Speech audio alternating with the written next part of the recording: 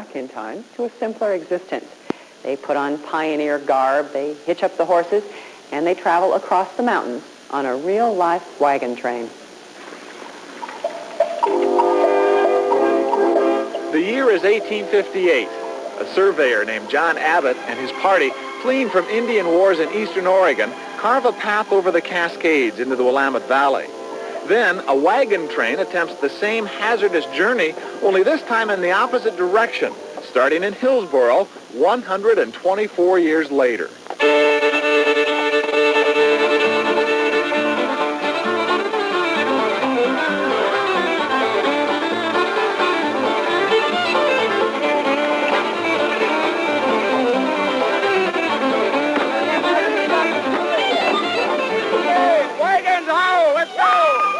So begins a 9-day, 144-mile trip, first through the suburbs of Portland, then into the foothills, over the mountains and across the high desert to the final destination, Canada. Wagon master Ron Johnson often wonders what this trip would have been like in 1850. Well, the first time that thought occurred to me was when we got all of our permits in from the DEQ and the state highway and the various municipalities, and we have a notebook 3 inches thick with just permits in it.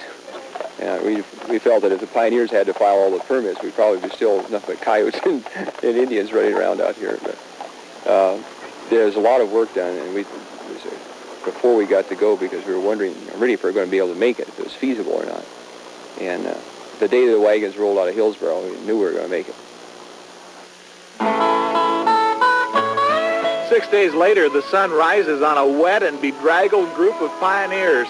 They have endured heavy rains, muddy roads, and steep grades that have never been traveled by horse and wagon. I knew things were going to improve, because that next morning, about 4 o'clock, I heard people laughing and singing, and they've all flipped out. So I got up and to see what was going on, all wet and soggy. Here they were all standing around the fireplace, and the fire's going. Morris, a big teamster we got down there, he was telling jokes, and they were just having a great time. I said, well, my gosh, I think we're going to make it.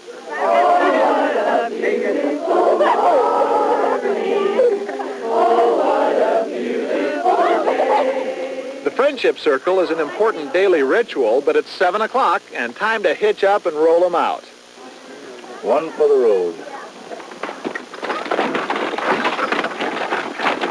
Well, I found an ad in the paper, and I thought, wow, it's really neat. So I told my husband about it, and he told me I would never be able to make it or just halfway through something like that. And that really persuaded me twice as much to go on and show him that the women can do it all by themselves so too.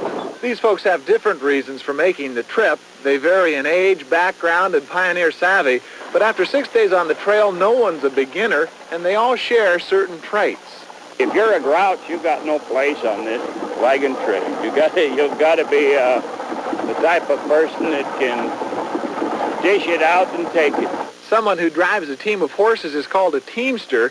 There's a lot to know, but the basics are 3 little words: gee, ha, and whoa. If I want to bear to the left, I draw on this line a little bit. If I want to bear to the right, I draw on this line a little bit. So notice how the team pulls over. And I can pull them back. And of course, everyone knows when you want to stop a team, you just say whoa and just pull back slightly on both lines. But as the day gets hotter and the dust thicker, no one needs to tell the horses that it's time to take a break.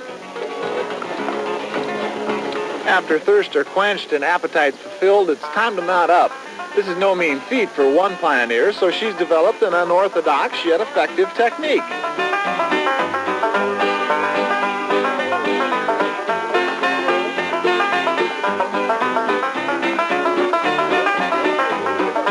They don't sweat, they don't get excited, and they'll go up hills and never sweat a drop where the horse will lather. They take care of themselves. A mule, he thinks himself is number one.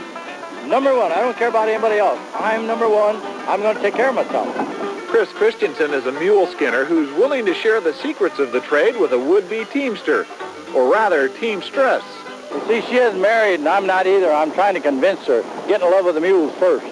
After 15 miles of hot, dusty trail, the wagon's finally near the camp at Log Springs.